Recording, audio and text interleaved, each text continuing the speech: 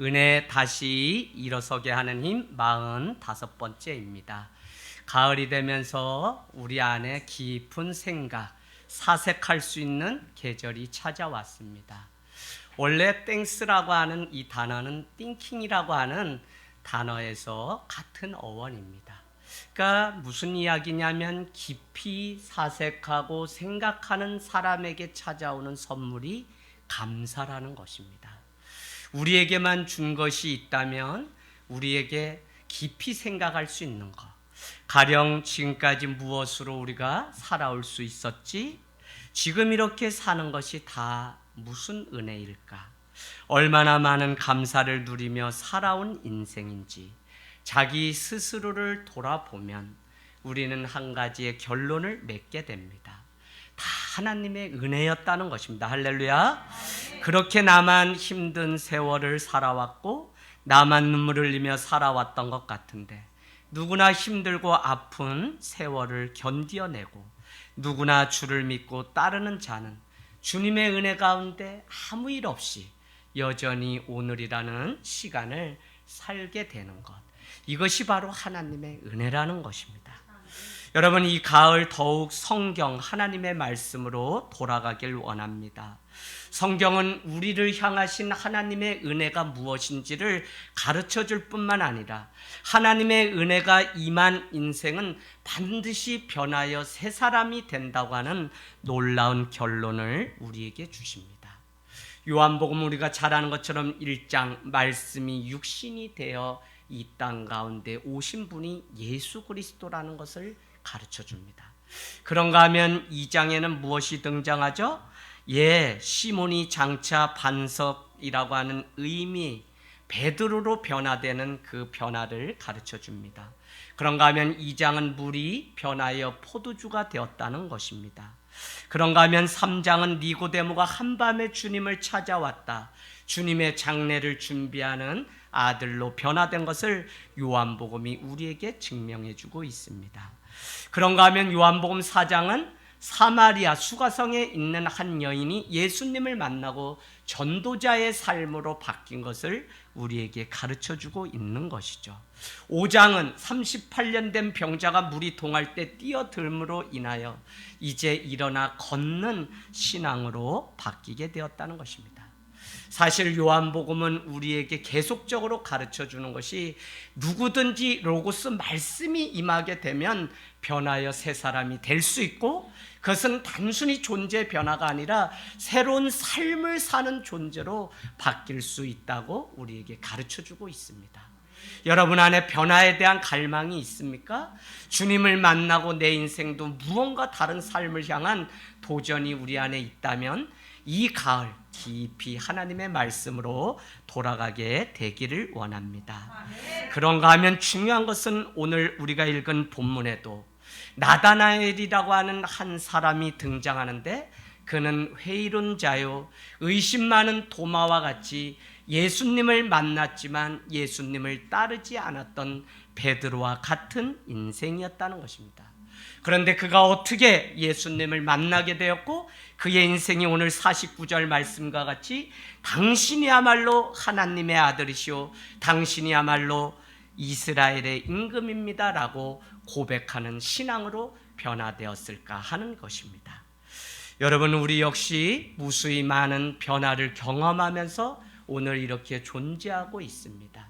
그것이 자연재해 아니 코로나19 아니 어떤 사회적 환경 때문에 변화를 보았든지, 제가 원하는 것은 이것 때문에 폐쇄적이고 부정적으로 변화되는 것이 아니라 예수를 닮고 예수를 따르는 자로 변화되는 은혜가 있기를 원합니다. 그래서 성도는 이와 같이 어려운 때에 반드시 무엇 때문에 씨름해야 되냐면 이것에 노출되어서 함몰되어서 살아가는 것이 아니라 이 코로나 속에서도 주님의 복음의 말씀을 가지고 어떻게 살아가야 되는지를 씨름할 때 우리는 승리하는 인생이 될 줄로 믿습니다. 그때 바로 나야말로 쓸만한 인생이요, 그때 잘 살만한 인생이며 우리의 인생이야말로 하나님의 손 가운데 있으면 그분이 빚으셔서 멋진 인생으로 바꿔놓으시는 것을 우리는 보게 됩니다. 여러분, 원래 나다나엘이 누구입니까? 나다나엘, 마가복음 3장 18절로 가볼까요? 마가복음 3장 18절. 마가복음 3장은 주님이 제자들 12를 선택하기 위하여 산에 올랐다는 표현이 나옵니다. 그러고는 그 사람 12를 고르는데 기준이 무엇이냐면 예수님 자신이 원하는 사람을 불렀다는 것입니다. 이것은 누차 재차 말씀드리지만 내 입맛에 맞는 사람이라는 의미가 아니라 하나님이 보시는 그 기준에 무엇인가 그 안에 있기 때문에 선택하셨다는 것입니다. 부르신 목적은 여러분이 마가복음 3장에 보면 세 가지로 기록해 놓았죠. 함께 있게 하려고, 저는 그것을 예배라고 여러분에게 정의를 드렸습니다. 함께 예배하려고. 두 번째는 무엇이냐면 나가서 전도하게 하려고. 세 번째는 왜 제자를 부르셨냐면 뭐라 그러죠? 귀신을 내어 쫓는 능력을 주시려고 우리를 부르셨다는 것입니다. 여러분, 주님의 모든 그 부름과 선택은 반드시 사명이 있고 사명 때문에 부름받은 인생. 그래서 우리야말로 하나님이 주신 그 사명을 놓치지 않을 때 멋진 인생이고 하나님의 부르심에 합당한 삶을 살아갈 수 있다는 것입니다. 그런데 마가복음 3장 18절에 이렇게 기록해 놓았습니다. 또 안드레와 빌립과 바돌로메와라고 하는 구절이 있습니다. 여기에 나오는 바돌로메라고 하는 이 사람이 예수님을 만나 변화된 새 이름이 나다나엘이라는 것입니다. 바돌로메, 바는 헬라어로 아들이라는 의미고 돌로메는 이름입니다. 아마 돌로메는 유명했던 것 같아요. 그래서 돌로메의 아들이라는 것입니다. 그러니까 바돌로메는 결론적으로 이름이 아니라는 것입니다. 저기 강원도에 이자 원자 규자 쓰는 사람의 아들이라는 것이지 이재학 누구 이렇게 없는 것이죠. 그런데 요한복음은 그의 이름을 정확하게 나다나엘이라고 부르고 있습니다. 여러분, 어떻게 일이 가능하다고요? 말씀이 그의 삶에 와 닿고 예수 그리스도가 그 삶에 와서 녹화하기 시작하자 그 이름은 나다나엘로 바뀌게 된 것입니다. 이미 변화되지 않았음에도 불구하고 그의 이름 나다나엘, 이름의 뜻은 하나님의 선물, 마태가 하나님의 선물이라는 뜻인데 또 다른 의미는 나다나엘은 무슨 의미가 있냐면 하나님이 주셨다라고 하는 의미가 바로 나다나엘이에요. 여러분, 그러고 보니까 우리 인생이 하나님이 주신 만큼 사는 존재고 하나님이 주신 은혜 안에서 누리고 살아가는 존재가 바로 여기에 있는 우리라는 것입니다.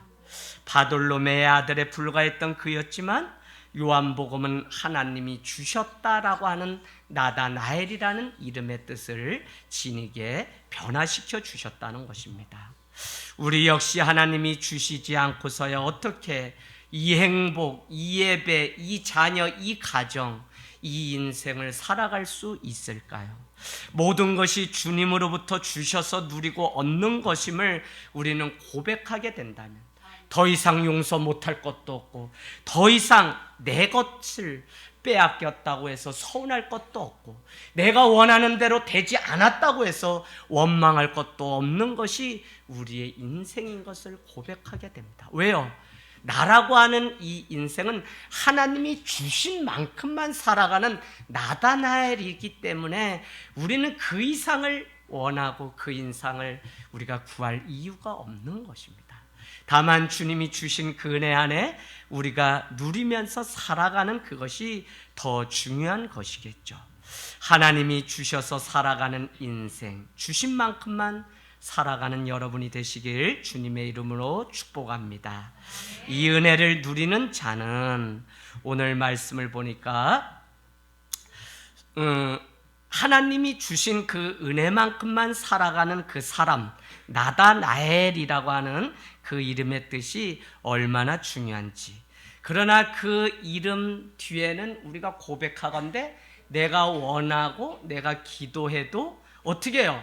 하나님이 주셔야 우리가 누릴 수 있고, 지금 응답이 더디고 보이지 않고 뭐 사업장이 안 되고 자녀가 어떻게 되어도 우리가 기도하고 주님 앞에 낙심하지 말고 실패라고 말하지 말아야 되는 이유가 무엇이냐면 하나님이 아직 주시지 않았기 때문에 그렇습니다.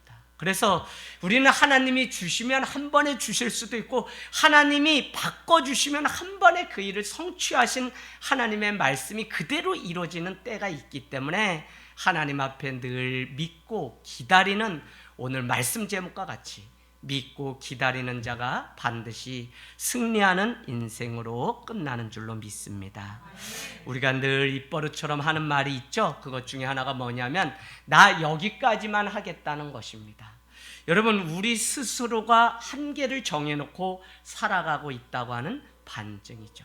그러나 그럴 것이 없는 이유는 하나님이 주시는 분이시기 때문에 하나님이 나다나엘 주시기만 하면 그 이상도 우리가 감당하고, 물론 지금 보이지 않아서 우리가 그렇게 말할 수 있지만 그것이 얼마나 하나님의 능력을 제한하는 우리의 고백인지 우리는 알게 됩니다. 여러분, 하나님이 주시면 하나님의 세계를 보기만 하면 우리는 모든 것들을 할 수 있는 능력이 우리에게 있다는 것입니다. 모든 것은 하나님이 주셔야 할 수 있고 하나님이 주셨기에 살아갈 수 있는 존재가 우리이기 때문에 그렇습니다. 내가 열심히 벌어서 지금 부자가 되었다고 우리는 말할 수 있습니다. 그러나 우리 주변에 한 점 바람 앞에서 다 무너지고 날아가는 상황을 보면 세상 모든 것이 다 하나님이 주셔서 지식이든지 건강이든지 모든 것이 다 하나님께로부터 왔다는 그 놀라운 고백을 하지 않을 수 없다는 것입니다. 오늘 예수님은 갈릴리로 가시는 길에 빌립을 43절에 만나게 됩니다. 그와 첫 번째 나눈 대화는 다짜고짜 팔로우입니다. 나를 따르라는 것입니다. 오늘 사건 이전에 무슨 만남이 있었고 무슨 친해진 관계가 있었기 때문에 나를 따르라는 것이 아니라는 것입니다. 오늘 44절에 빌립은 안드레와 베드로와 한 동네 벳세다 사람입니다. 그런데 거기에 등장하는 이 빌립은 35절 42절에 이미 등장하는데, 안드레와 베드로와 한 동네에 살던 사람으로서 이미 안드레로부터 메시아를 내가 만났다고 그 형제, 40절 보세요, 초대하고 있는 장면이 나옵니다. 누가요? 안드레가 그의 형제 시몬 베드로를 초대하는 것을 보게 됩니다. 그러나 그날 우리가 잘 아는 것처럼 베드로는 예수님을 따랐습니까? 그렇지 않았다는 것입니다. 그럼에도 불구하고 41절, 우리가 메시아를 만났다고 그를 초대하지만 42절을 보니까 예수님은 가까이 베드로에게 오셔서 이렇게 말씀합니다. 내가 요한의 아들 시몬이니 너를 장차 게바라 내가 하리라. 게바는 번역하면 어떻게 해요? 뭐라고요? 베드로라라는 것입니다. 베드로는 우리가 잘 아는 것처럼 반석이라고 하는 의미가 있습니다. 오늘 저는 이 말씀을 통해서, 아니 빌립을 알지도 못하면서 이미 나를 따르라고 말씀하시는 주님의 그 장면을 통해서 저는 하나님의 사랑을 한마디로 정의하면 그냥 믿어주는 거, 그냥 기다려주는 거. 그가 나를 알고 그가 나를 이해하고 그가 내게로 올 때까지 그냥 믿고 기다려주는 것이 주님이 우리에게 가르쳐준 사랑이라는 것입니다. 그것도 아무 조건 없이 말입니다. 성경을 보면 벳사다에 수많은 기적이 있었지만 많은 사람들은 소문으로 주님을 알 뿐 따르는 사람은 아무도 없었습니다. 오늘 베드로가 그랬고 오늘 나다나엘이 주님을 따르지 않았음에도 불구하고, 여러분, 주님은 왜 갈릴리 바다에서 어부로 사는 자들을 유난히 제자로 부르시고 오늘 찾아왔을까요? 저는 조심스럽게 공부를 하고 추측하고 연구해 보건대 당시 어부들은 고기를 잡는 양과 상관없이 그물의 크기나 배의 크기와 상관있게 로마 정부의 재정 조달을 위해 세금을 내던 자들입니다. 그들은 부당한 대우와 불합리 앞에서 늘 굴복하며 그냥 밤이 맞도록 나가서 그물을 던지며 연명하며 살아가던 자들이 오늘 벳사다에 있는 갈릴리 사람들이라는 것입니다. 주님은 왜 그들을 부르셨을까? 저는 오늘 헤롯 안티파스라고 하는 황제 앞에 세금을 바치던 그 어부들을 선택한 주님의 그 이유가 부당한 대우와 비합리적인 그런 대우 속에서 세상 변혁을 위한 열정이 그들 안에 있었기 때문에 부르셨다고 보는 것입니다. 그 중에 오늘 빌립이라고 하는 한 사람이 등장하게 되는데 그 안에도 뜨거운 열정이 있었기 때문에 그가 예수님을 만나게 되자 그의 형제 나다나엘에게 찾아가서 내가 메시아를 만났다고 소개하는 장면이 등장합니다. 그것도 되지 않으니까 45절 보세요. 빌립이 나다나엘을 찾아 이르되 모세의 율법, 모세 오경을 말합니다. 여러 선지서, 예언서를 말하는 거죠. 기록한 그분을 우리가 만났는데 요셉의 아들 나사렛 예수였다 라고 오늘 소개하고 있는 장면이 나옵니다. 그와 같은 열정이 있음에도 불구하고 오늘 회의론자여 의심이 많았던 나다나엘은 나사렛에 무슨 선한 것이 날 수 있느냐 오히려 빌립을 책망하는 조롱하는 장면이 등장하고 있습니다. 여러분, 사람에게 편견이란 얼마나 무서운 것인지 모릅니다. 한번 내가 그 사람을 그렇게 보고 각인하면 그 사람을 영원히 그렇게 보려고 하는 습성. 저는 교회를 다니면서도 우리가 고치지 못하는 가장 나쁜 버릇이 내가 살아온 기준으로 어떻게 해요? 선악과를 먹음으로 인해서 인간이 선과 악의 기준을 자기에게 두고 내 눈에 볼 때 저 사람이 문제면 평생 문제로 낙인 찍으려고 하는 나다나엘 호손의 주홍글 씨의 소설 내용과 같이, 여러분, 우리 인간의 눈이 바로 이와 같이 편견을 가지고 살아가요. 도저히 나 자신을 바꾸거나 수정하려고 하지 않는다니까요. 그래서 왜 부부가 평생 살면서 따뜻한 밥 한 그릇 놓고 평생 다투냐면 시집 오던 날부터 가졌던 그 편견이 쌓여서 이제는 화석이 되어서 이제는 그 사람을 새롭게 보지 않으려고 하기 때문에 그래요. 저희 가정 안에 놀라운 일이 생겼습니다. 60여 년을 결혼해서 한 가정 안에 부부로 산다는 게 쉽지 않아요. 때로는 못 살겠다, 너희 때문에 산다, 못 산다 그러면 횡성법원으로 나오세요. 저희가 멋지게 이혼시켜 드릴 테니까 이제는 그만 사시는 게 좋겠습니다. 자녀들이 짜고 했더니 이놈의 새끼들이 엄마 아빠 살게끔 그냥 막 울어도 시원찮은 판에 이제 이혼하라고.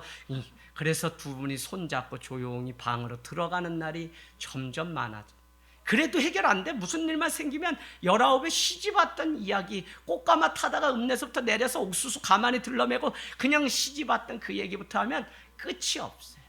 그런데 지난주 수요일에 병원을 마치고 시골 고향에 돌아갔습니다. 날이 유난히 추웠어요. 아버지가 주섬주섬 옷을 입고 저희 집이 가보면 몽골 초원 같은데 망토를 모자를 쓰시고 밭에 나오셔서 저는 올라오기 전에 김장용 무를 뽑아가지고 다 놓으려고 하는데 그 무 꼭다리를 잘라서 시래기를 이렇게 걸게 되는데 저는 그걸 못합니다. 근데 아버지가 나오셔서 그 시래기를 그냥 밭대기에 있는 거를 다 어머니가 칭찬하시기 시작해요. 내가 보건대 네 아버지가 이 횡성군 일대에서는 저 묶는 거는 아주 일가견이 있다. 네 아버지가 묶었다면 쥐새끼들이 와가지고 빼먹으려고 해도 빠지지 않고 아버지가 묶으면 비바람 태풍이 불어도 시래기가 그 해 여름에 그냥 이렇게 가져다가 먹어도 괜찮을 만큼 튼튼하게 묶는다니까 아버지가 여기에다 침을 탁 뱉으면서 얼마나 촘촘하게 하시는지 칭찬이 좋으신가 봐요. 그래서 제가 아버지 운동 열심히 하셔야 돼요 했더니 어머니 그 말씀에 힘이 돼가지고 너는 내가 노는 줄 아냐고 내가 아침부터 저녁까지 종일 일한다고. 물론 일은 안 하세요. 그런데 아버지가 막 그렇게 목에 힘이 들어가셨어요. 그래서 제가 올라 그랬는데 또 밖에서 뭐 하시나 했더니 소밥도 아버지가 다 주시고. 어머니가 신앙생활을 드디어 80이 다 되시면서 시작하면서 마음이 어떻게 오는지 모르지만 성령님이 그 비좁은 편견 가운데 들어가서 그래도 일주일에 한 번은 좋은 말을 할 수 있는 축복의 사람으로 바꿔가는 것을 저는 제 삶 가운데 보게 됩니다. 여러분, 이런 사람, 오늘 나다나엘과 같은 사람은 무서운 사람입니다. 그러니 빌립이 얼마나 답답한지 저기 46절에 보실래요? 나사렛에 무슨 선한 것이 날 수 있느냐 하니 빌립이 바로 재차 이렇게 얘기합니다. 그렇다면 너가 와서 커맨시 와서 보라라고 그렇게 이야기합니다. 여러분, 오늘 이 빌립 안에 내가 만난 예수가 분명히 구원자고 그분이 분명히 우리를 죄 가운데 사해 주실 메시아인데 오늘 나다나엘은 응하지 않으니 답답하기 그지없는 것입니다. 오히려 오늘 나사렛 출신 예수라고 비웃고 있는 장면을 우리는 보게 됩니다. 그는 자신이 똑똑한 사람이죠. 그러나 영적으로는 무지한 나다나엘이기 때문에 당시 예루살렘 출신 도시 사람들이 지방에 있는 사람들을 무시하고 이렇게 우습게 보는 경향이 있었습니다. 우리가 살아가고 있는 지구라고 하는 것, 인류라고 하는 이 사회는 자기보다 못한 사람을 이와 같이 멸시하고 조롱합니다. 멸시당한 자신은 또 다른 대상을 물색하여 무시하려고 하는 경향이 있습니다.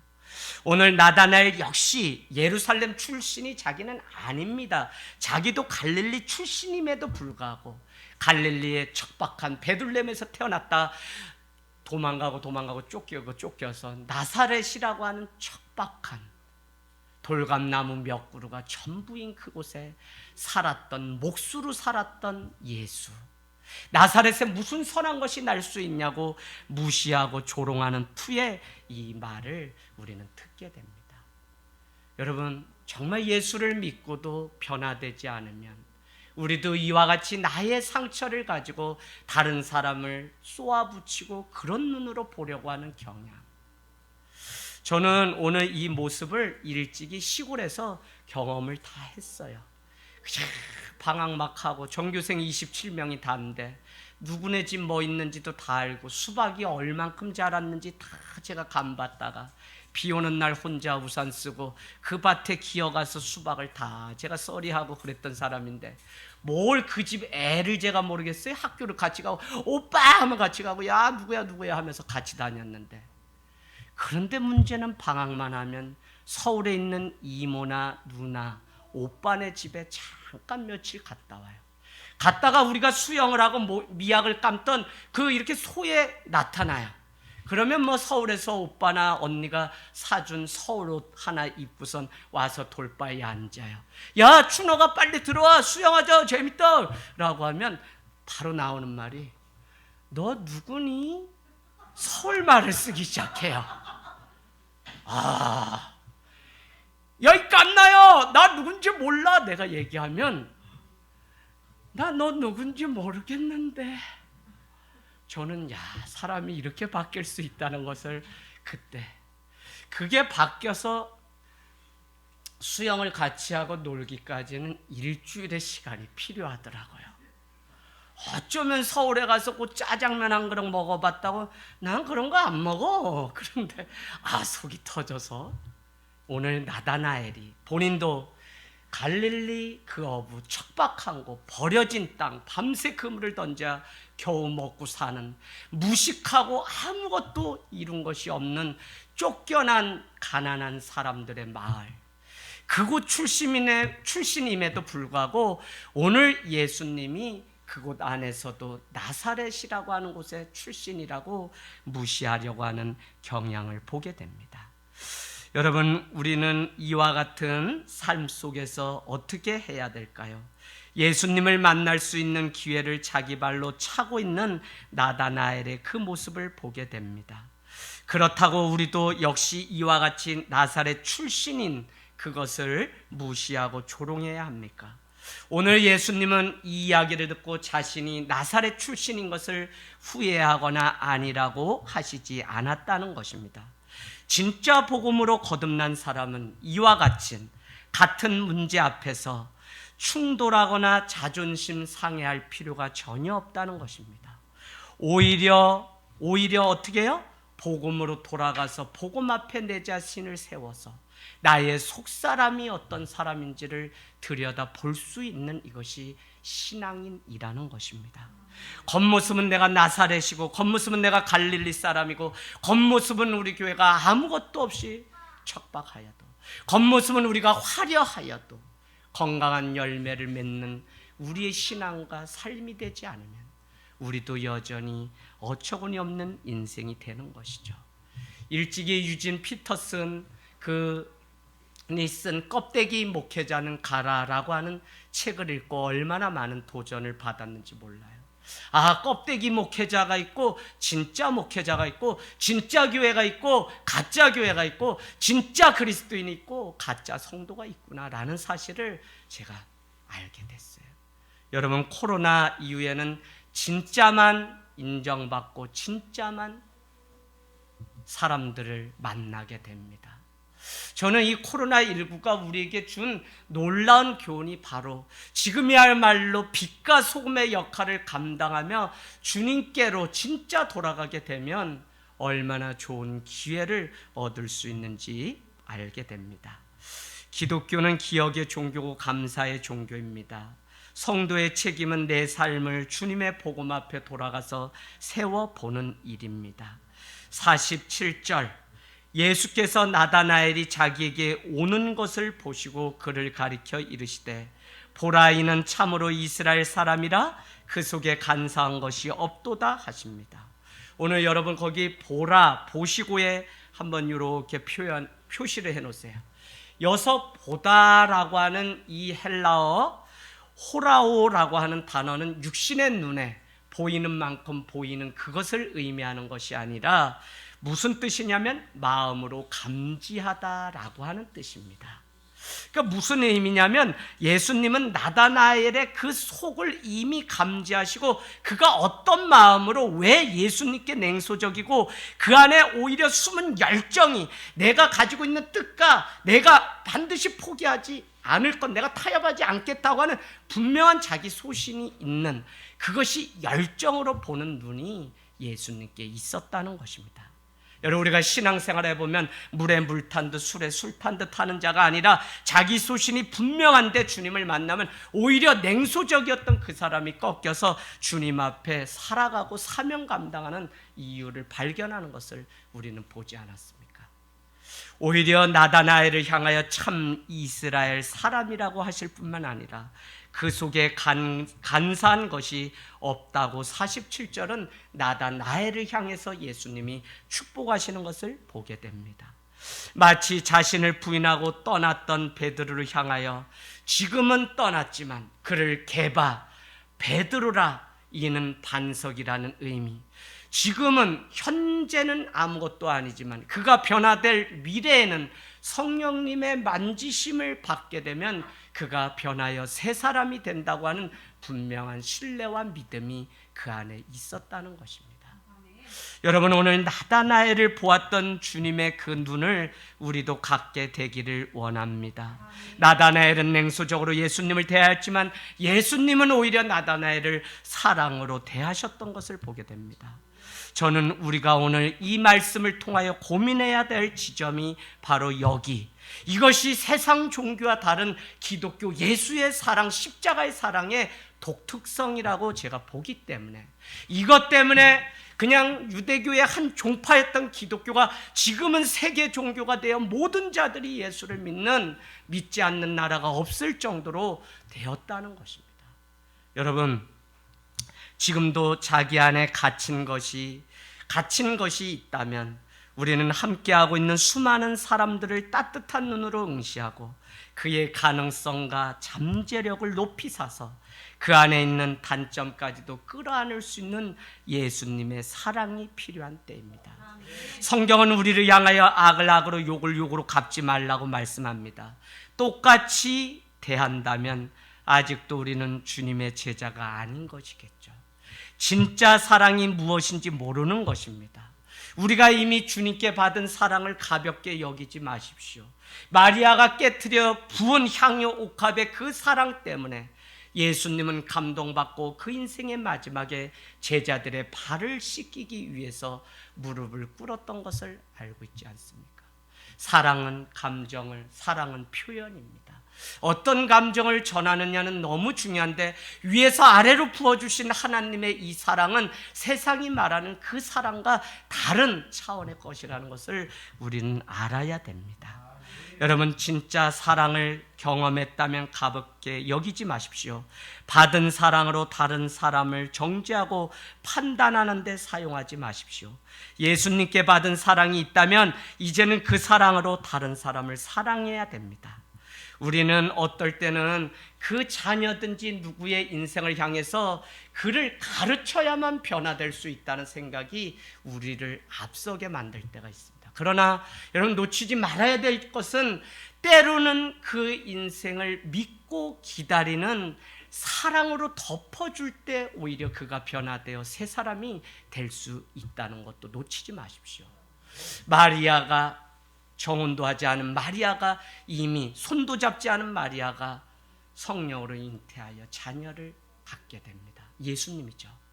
그 소식을 주의 천사를 통하여 요셉이 들었을 때 요셉은 누가복음에 보면 그는 이 소식을 사람들에게 알리거나 나는 아무 잘못 없다고 부인하려고 하지 않았습니다. 오히려 성경은 가만히 끊고자 하여라고 하는 표현이 있습니다.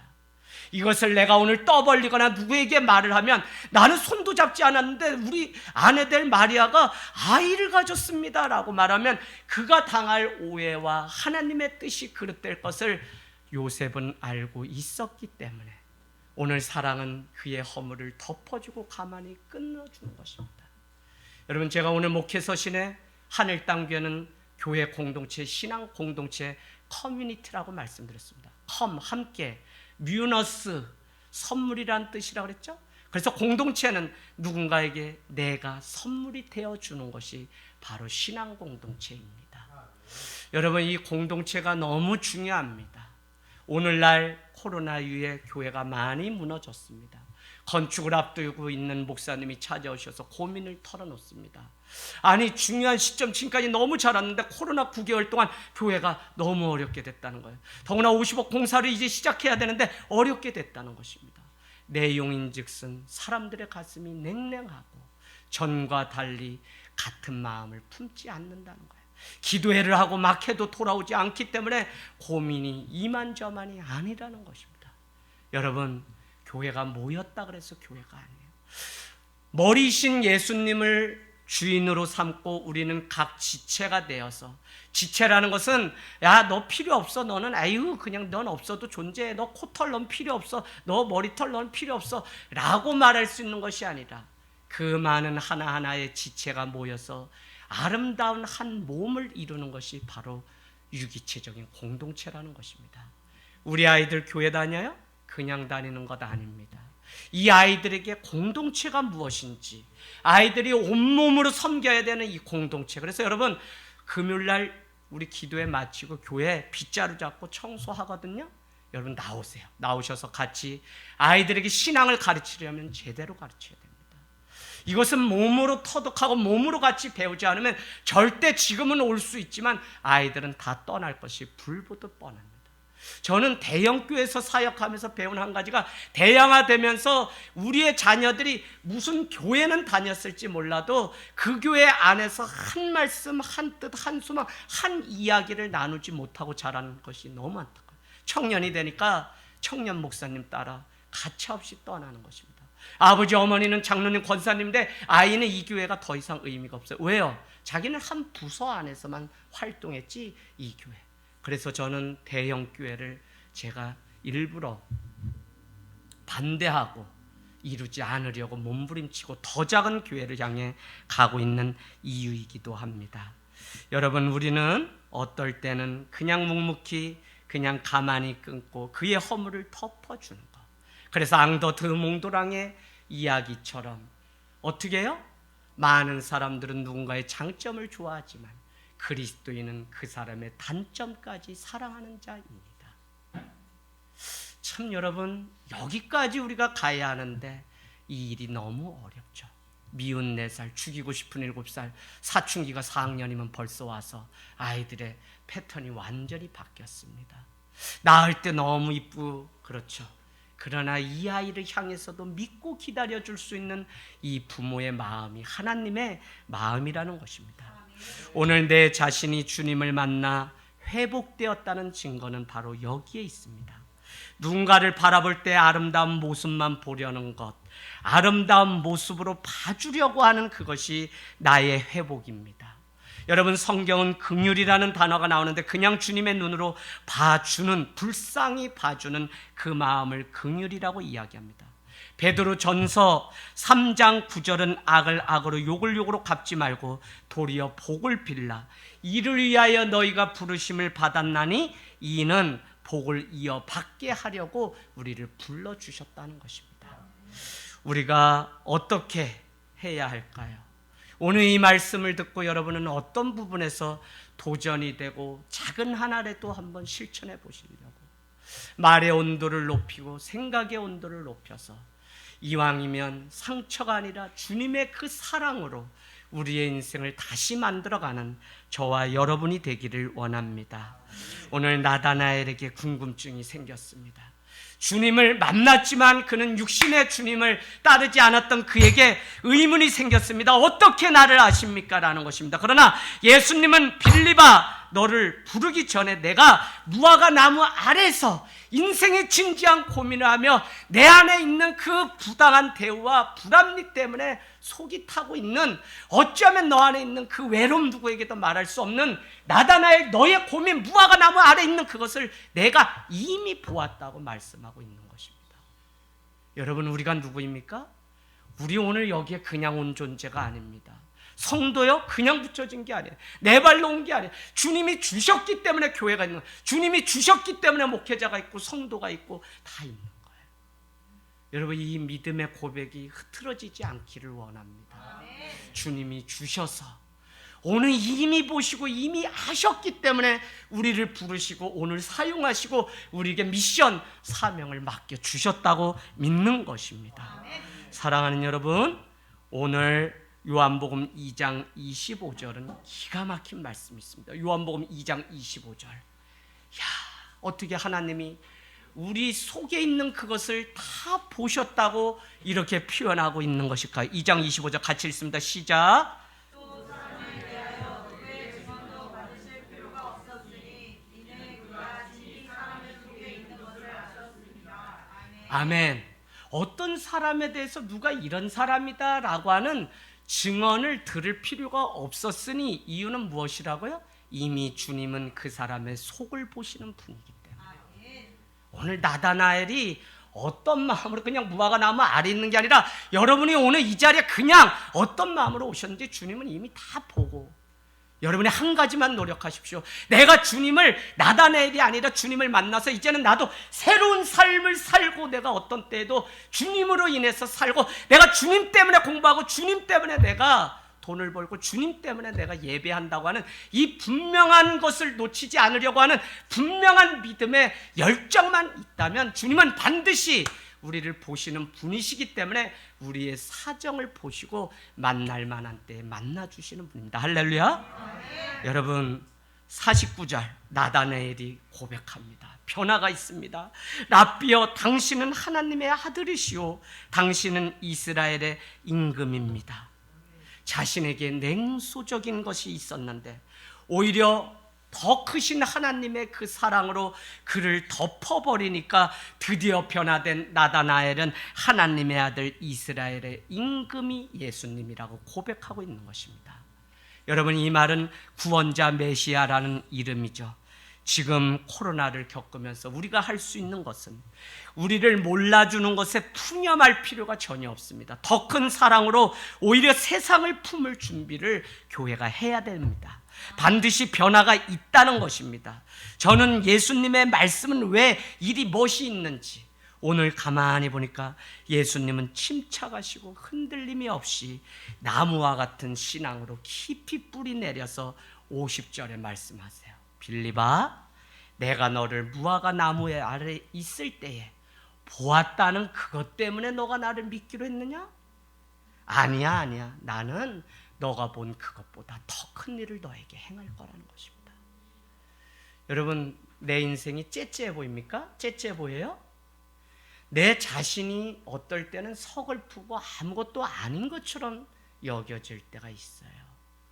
살아가다 보면 그렇게 주님만으로 살던 삶도 회의론자가 되어서 더 이상 주님이 필요 없게 느껴질 때가 있습니다. 그런데 오늘 주님은 찾아오셔서 너는 앞으로 더 큰 일을 보리라고 말씀해요. 여러분, 하나님 앞에 꿈을 가지고 2021년도를 준비하는 저와 여러분이 되기를 축복합니다. 아멘. 그래서 신앙은 무엇이냐?